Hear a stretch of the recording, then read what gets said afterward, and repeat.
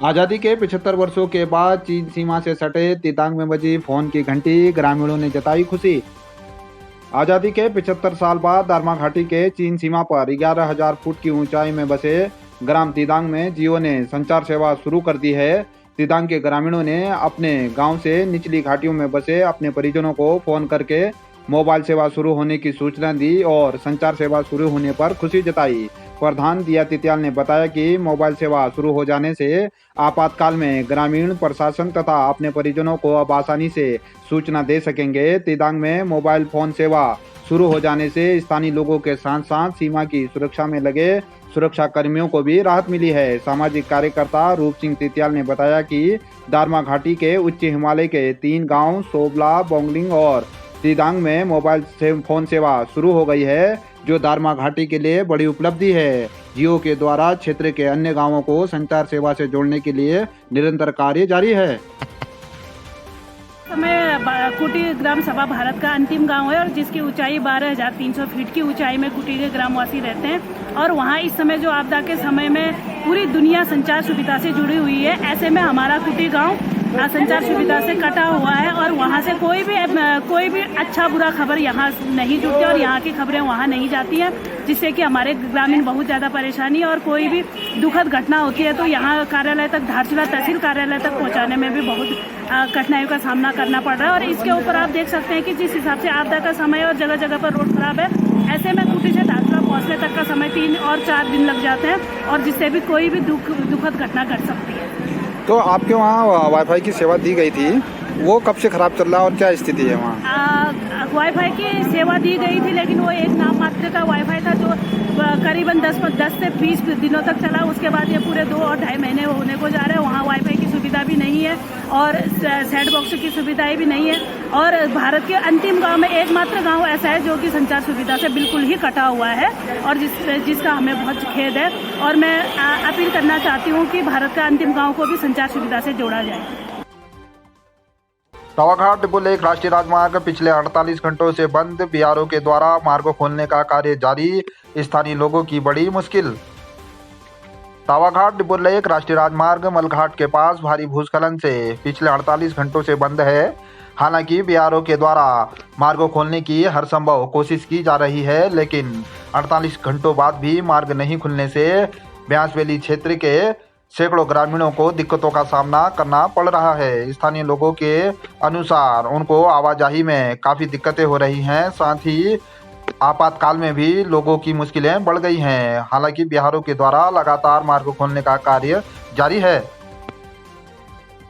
थलमुनस्यारी motor मार्ग के अंतर्गत द्वालीघाट का बड़ा जलस्तर, वाहनों की आवाजाही हुई मुश्किल, मशीन की मदद से वाहनों को पार करा रही बीआरओ। थलमुनस्यारी मोटर मार्ग के अंतर्गत द्वालीघाट का जल स्तर बढ़ गया है। ऐसे में वाहनों के फंसने की घटनाएं लगातार सामने आ रही हैं, जिसके चलते बीआरओ के द्वारा मशीन की मदद से वाहनों को द्वालीघाट पार कराया जा रहा है। आपको बता दें कि पिछले दिनों द्वालीघाट का जल स्तर बढ़ने से पक्का मोटर पुल ध्वस्त हो गया था, जिसके बाद से ही इस क्षेत्र में वैकल्पिक व्यवस्था बीआरओ के द्वारा बनाई गई है। लेकिन इस दौरान द्वालीघाट का जल स्तर बढ़ने से वाहनों की आवाजाही मुश्किल हो गई है, जिससे लोगों की परेशानी बढ़ गई है। व्यापार संघ पदाधिकारियों ने कर सुधार को लेकर नगरपालिका अध्यक्ष राजेश्वरी देवी से की मुलाकात, राहत देने की मांग की।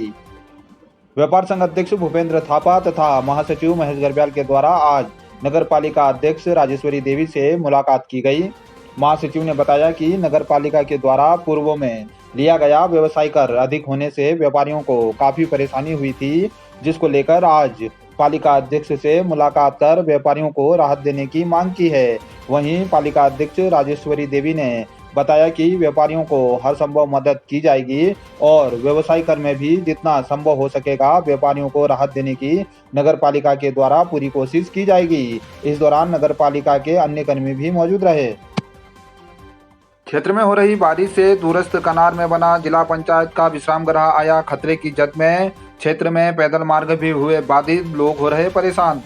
जिला पंचायत सदस्य मैथिली गंगोत्री दत्ताल से मिली जानकारी के अनुसार उच्च क्षेत्र में हो रही बारिश से कनार में जिला पंचायत के द्वारा बनाया गया विश्राम गृह खतरे की जद में आ गया है।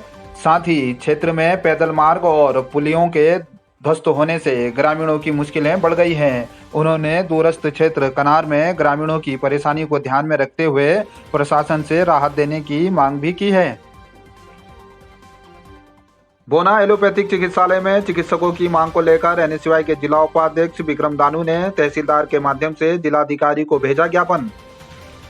जिला उपाध्यक्ष एनएसयूआई विक्रम दानू ने बताया कि पिछले 8 माह से एलोपैथिक चिकित्सालय बोना में चिकित्सक नहीं होने से ग्रामीण परेशान हैं। पूर्व में भी इसकी सूचना दी गई थी। आज भी जिलाधिकारी को ज्ञापन भेजा गया है। पूर्व मेरे द्वारा जिलाधिकारी जी को ज्ञापन प्रस्तुत कर बोना में राजकीय एलोपैथिक चिकित्सालय में डॉक्टरों की नियुक्ति करने की मांग को लेकर ज्ञापन प्रस्तुत किया गया था। जिलाधिकारी जी के द्वारा जिला चिकित्सा अधिकारी जी को डॉक्टरों की नियुक्ति के लिए शीघ्र आदेश देने के बाद भी अभी तक डॉक्टरों की नियुक्ति नहीं किया गया है। इसलिए जिलाधिकारी जी को मैं पुनः मांग करता हूं कि महोदय ऐसे अधिकारी के खिलाफ शीघ्र कार्रवाई कर शीघ्र एलोपैथिक चिकित्सालय बोना में डॉक्टर भेजा जाए। क्षेत्र में बंद सड़कें बनी स्थानीय लोगों के लिए मुसीबत। एसडीएम के निर्देश पर खुला राष्ट्रीय राजमार्ग।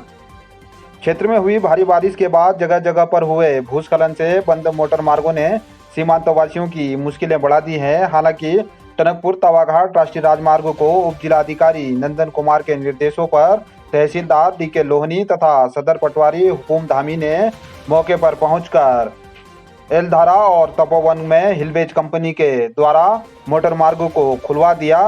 सोबला तिदांग मोटर मार्ग में भी आवाजाही सुचारू कर दी गई, जिससे सीमांत के लोगों को कुछ राहत जरूर मिली। लेकिन गलाती रमतोली कालिका खुमती खेला गरगुआ मोटर मार्ग अभी भी बंद होने से सैकड़ों स्थानीय ग्रामीणों की मुश्किलें अभी भी बढ़ी हुई हैं।